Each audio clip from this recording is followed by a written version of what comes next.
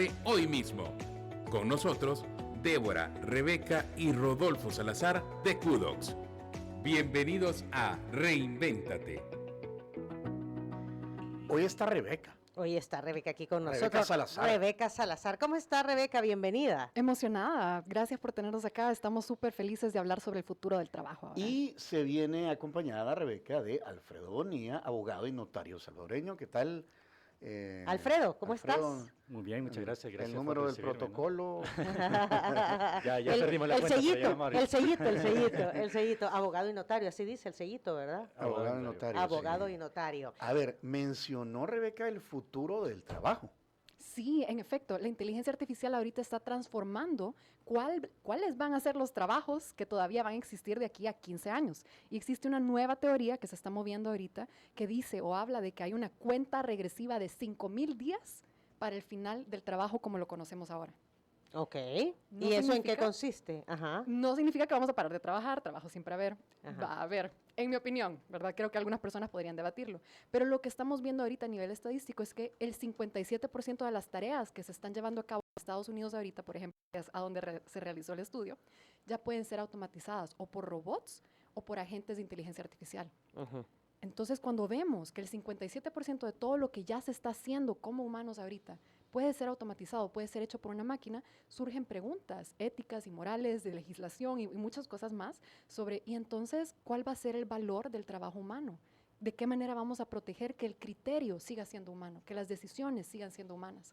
O si vamos a dejar que los robots nos dominen. Sí, ¿verdad? Y ahí un caso bien básico y que nos sucede hoy en día. ¿Querés que te atienda una persona o querés que te atienda un bot? Con el cual no pasas de lo mismo, ¿verdad? Va, y eso ya se está dando, Alfredo. Sí, efectivamente. Ajá. Y son cambios que justamente están de alguna forma cambiando, eliminando ciertas acciones, no trabajos totalmente, sino ciertas funciones dentro de los trabajos, como por ejemplo las que implican una mayor repetición, la atención al cliente, todas estas cosas de realizar informes y demás. Generan de alguna manera el riesgo de que se eliminen algunas funciones y por lo tanto es importante ser consciente de ello y ver de qué manera se va adaptando uno a esas nuevas realidades. 5,000 días son como 13, 14 años. En efecto, es poco tiempo, pero tratamos de decirlo en días para que realmente a uno le caiga el 20 de que es poco tiempo, porque 13 años suena como, no me va a pasar nunca, de aquí a 13 años muchas cosas pueden pasar. Muchas cosas, pues. Y mira, ya venimos de vacaciones de Semana Santa y acabamos de estar comiendo pavo, ¿verdad? Ajá, así va corriendo el tiempo. Pero 5,000 días es exactamente el tiempo que necesitamos para prepararnos. Y esto No lo es dijo Sam Altman. Así es, que ha creado ahorita su propio blog en el cual ha puesto ya 24 partes de por qué él considera y de qué manera él considera que hay que prepararse para estos 5,000 días antes del final del trabajo. Ninguno de nosotros es indispensable, ¿verdad? Pero ¿alguien podría hacer esto que estamos haciendo ahorita? ¿Ya existe? ¿Alguna inteligencia artificial? Creo que justamente hay que definir cuál es la diferencia entre algo que es 100% humano y algo que es generado por inteligencia artificial. Porque ahora la inteligencia artificial ya puede clonar voces, ya puede estar hablando de una manera que es muy entretenida. Por ejemplo, los podcasts que puede crear Notebook LM es muy entretenida. Y sin embargo, lo que mantiene el valor humano, y aquí voy a pedirle a Alfredo que también me complemente un poquito, es el criterio. ¿Quién está tomando las decisiones? ¿Quién tiene un juicio? ¿Quién puede responsabilizarse de las cosas que están siendo dichas o no? ¿Quién define qué es lo que importa o no? Sí, porque a la hora de echar la culpa se la puedo echar a la inteligencia artificial de lo que acaba de decir Alfredo. Claro, claro, y efectivamente casi todas las cosas que ahora vemos en el día a día pueden ser realizadas por la inteligencia artificial generativa. Y quizás hay como 3 grandes criterios que se pueden tomar en cuenta a la hora de discernir qué cosa puede ser delegada y qué cosa no. Ujú. A ¿Cuáles son esos criterios? Por ejemplo, en primer lugar, cosas que impliquen una responsabilidad moral o legal, ¿no? Por ejemplo, la IA te puede dar una respuesta o un criterio a seguir, una ruta a seguir, pero nunca va a ser responsable legalmente por una decisión, sino que va a ser la persona, ¿no? Ya. Por ejemplo, un juez que tenga que determinar que una persona que está imputada por un delito, si es culpable o no, y cuál es el nivel de gravedad de ese delito para imponerle una pena, solo es la persona, el juez, que puede decir, bueno, en realidad el contexto en el que actuó, en realidad el nivel de arrepentimiento que tiene, amerita que la pena sea menor. La IA no nos puede dar esos elementos, por lo No, tanto... porque se va a basar en la información que está escrita, ¿verdad? Ajá. Exacto, exacto. No Es que utiliza un Hay criterio decisiones que vienen de la conciencia, de la pues, Claro, conciencia. claro. de sí. la ética, de Claro. la moral, de la, Los contextos. sí, de la religión, qué sé yo. Exacto. Porque son diferentes. Yo puedo matar a alguien, por ejemplo, pero hay que es asesina. Ok, pero ¿cuál es el contexto? Claro. Ajá. Ahí, eso es lo que cambia. Y decías, hay otro El criterio. segundo es relacionado Ajá. con el tema ético, justamente Ajá. porque la IA se basa en generar información a partir de datos previamente incorporados dentro de los modelos de lenguaje de la IA. Entonces, se basa en respuestas que tienen datos pasados, pero muchas veces nos vamos enfrentando a contextos relativamente recientes, novedosos, con circunstancias nuevas que nos emprenden ciertos desafíos éticos que no pueden estar basados en el pasado, tienen que ser una decisión con respecto del presente, de las cosas que estamos viendo en el presente hoy en día. Ujú. Por lo tanto, eso implica una decisión humana, ¿no? No puede ser. Y el último criterio ya tiene que ver un poco más sobre el propósito de las cosas, que no puede ser delegada de la IA. Al final la IA puede decir cómo de pronto queremos reestructurar una empresa, una organización, por ejemplo, pero en el fondo, ¿qué tipo de empresa queremos nosotros? Por ejemplo, si fuéramos un empresario que quiere reorganizar el recurso humano dentro de la organización, va a depender mucho de realmente los intereses que uno persiga como empresario, ¿no? Y de Vaya, nuestros valores. ahorita el modelo de trabajo, creo yo, a nivel mundial es el trabajo asalariado. ¿Qué va a pasar con eso? Hay un cambio grande que se está previendo acá en que ya no vamos a estar todos empleados a través de empresas, sino que vamos a comenzar a autoemplearnos a través de grupos formativos. Por ejemplo, se van a unir todos los abogados en un gremio de abogados, se van a unir todos los antropólogos en un gremio de antropólogos, las personas que trabajan en medios en un medio de medios. Y esa comunidad de profesionales que viven adentro de un mismo ecosistema académico, digamos, o profesional, son los que van a determinar quiénes de esas personas tienen suficiente criterio o confiabilidad para tomar decisiones en ese rubro. Porque esa es la dificultad más grande con la inteligencia artificial, que la inteligencia artificial ahora puede crear muchas cosas de manera muy sencilla, muy fácil. Es decir, ahorita pudiera haber un bot que pudiera estar creando 100 programas de radio por segundo. Pero Ujú. las personas somos las que vamos a definir cuál es el show de radio que vale la pena escucharse. Ok. Y ese criterio humano va a comenzar a venir desde los gremios de profesionales. Pues sí, es una Y, actividad ajá. cognitiva, ¿verdad? Ajá, No, sí. es un tema... O el tema médico, por ejemplo, yo lo he visto mucho en los médicos. O sea, cómo la inteligencia artificial va a reemplazar a un médico operando. Sin embargo, ya hay máquinas que operan, pero dirigidas por un humano, por ejemplo, ¿verdad? Justamente. Ajá. Y la inteligencia artificial puede dirigir cualquier cosa que ya se ha hecho antes, así como decía Alfredo, si es un contexto que ya existía, es decir, una cirugía que ya se ve como una cirugía que había existido antes. Entonces la inteligencia artificial lo va a poder replicar muy bien y van a haber robots que puedan replicar ese proceso muy bien. Sin embargo, es posible porque pasa y hay una gran posibilidad de que hayan casos que nunca se han visto antes, ¿verdad? Que sean muy únicos, que sea una persona muy única, que sea un caso muy único, que se tenga que usar una maniobra muy única. Sí que hay un montón de variables, como decía Alfredo, que hay que considerar porque no es exactamente todo igual. Exacto, y ahí depende mucho, ¿no?, del nivel de experiencia de cada persona, el aprendizaje que ha tenido en su vida, ¿no? Como profesional médico en este caso. Quizás una máquina nos puede hacer el 80 al 90% del trabajo, pero ese 10% que va a hacer la diferencia a la hora de ser exitosa en una intervención quirúrgica va a depender mucho de ese aprendizaje y experiencia previa de un médico, ¿no? Tenemos hoy la presencia de estudiantes universitarios, aquí los ven, están aquí echándose el rollo de cómo se hace radio en vivo. Y yo no quisiera estar en los zapatos de estos muchachos, o sea, nosotros llegamos para afuera, pero lo que les espera a ellos a nivel laboral va a ser muy distinto a lo que están conociendo ahorita. Sí, yo creo que algo para lo que hay que prepararse es que no importa en qué rubro estemos trabajando, ahora todos vamos a volvernos notarios. ¿Por qué? ¿Podrías explicarme, Alfredo, qué es un notario? Bueno, notario es un profesional que da fe pública de ciertos hechos o actos entre las personas.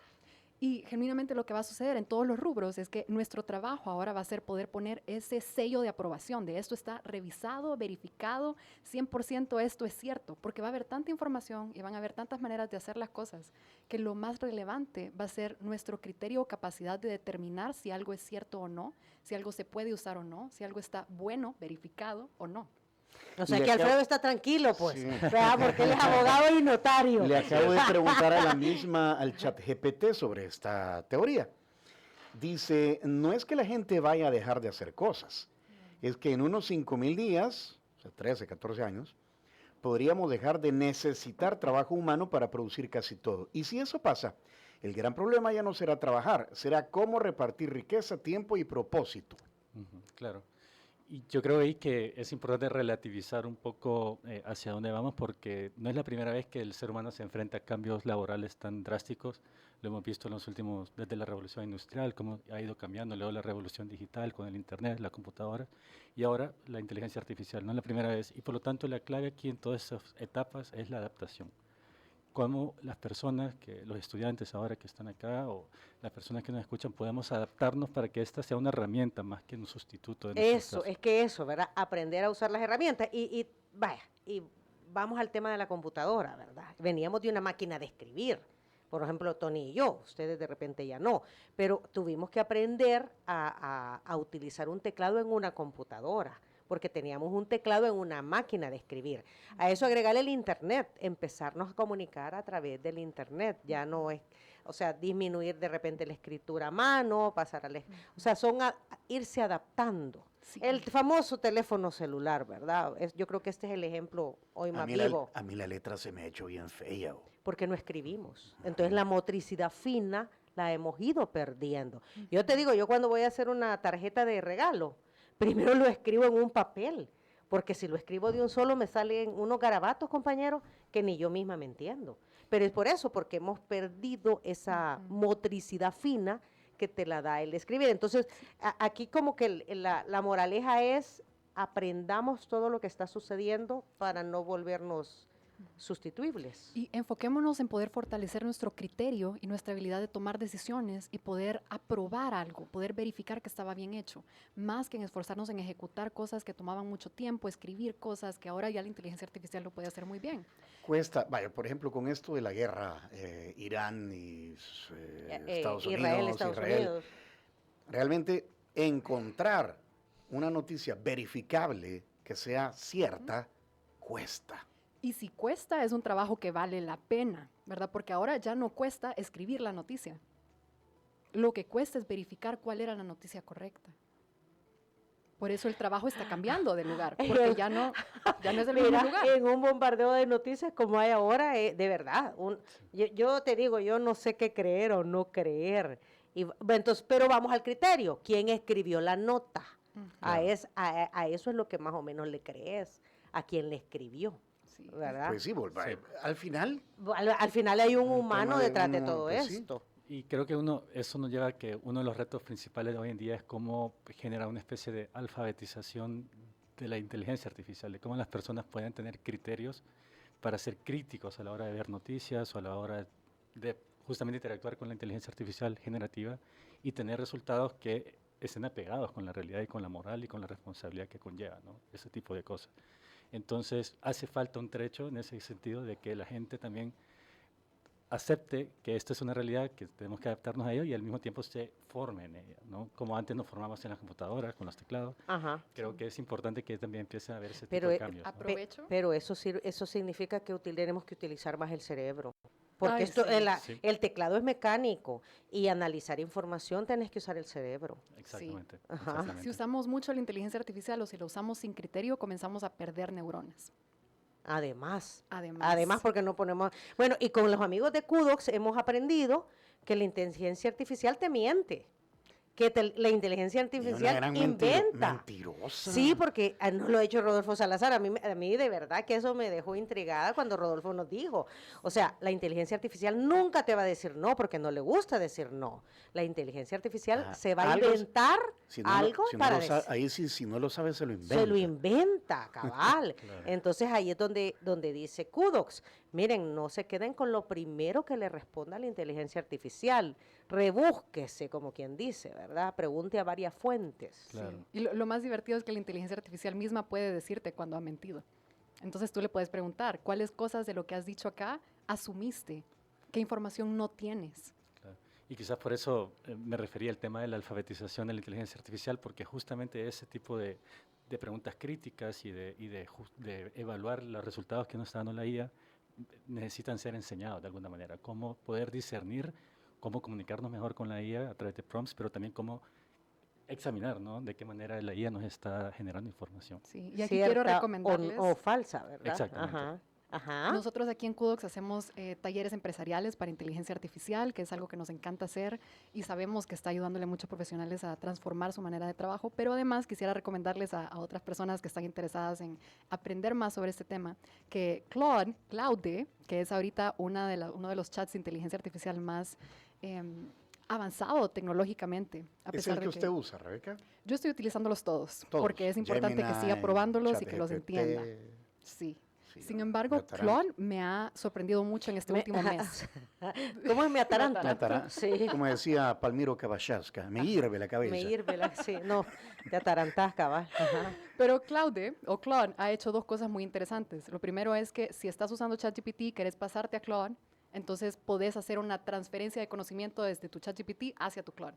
Y el segundo es que Claude ha permitido y ahora tiene cursos completamente gratuitos abiertos de cómo usar Claude en línea, creados por ellos mismos, que son muy buenos. Los recomiendo muchísimo. Ok, ¿cómo encontramos a QDocs para que nos oriente al respecto? Pueden encontrar a QDocs en LinkedIn, Instagram y Facebook como QUDOX, QDocs Company.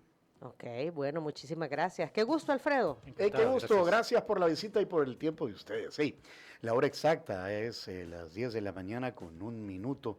Gracias a los amigos de Super Repuestos, donde compran los expertos, porque los expertos en avanzar son quienes, entre miles de opciones, ojo con eso, eligen siempre a la mejor. Super Repuestos, donde compran los expertos. Y si usted anda estornudoso, mocoso y tosigoso, ¿qué le recomendamos? Sí, esa es gripe, yo digo Viro. Viro Grip es el alivio para esos molestos síntomas de la gripe y la tos. Viro Grip viene en 3 presentaciones: Gel Caps, tecitos de limón AM y PM y Viro Grip jarabe. El AM para el día para que no le dé sueño y el PM al contrario para que le dé sueño, le ayude a conciliarlo y por lo tanto usted se reponga y duerma como un bebé, porque Virogrip es mi tratamiento de confianza. Virogrip es calidad viejosa, lea detenidamente las instrucciones del empaque, consulte a su médico o farmacéutico ante cualquier duda. Saludos a los estudiantes que vinieron hoy, ¿verdad? Aquí en Estados De la Unidos, carrera de comunicaciones de la a su UFG. catedrático Elvero Wilber. Ya, bueno, ya nos vamos, Wilber. Ya nos vamos, Wilber. Ya nos vamos, Wilber. ¡Salud! ¡Salud!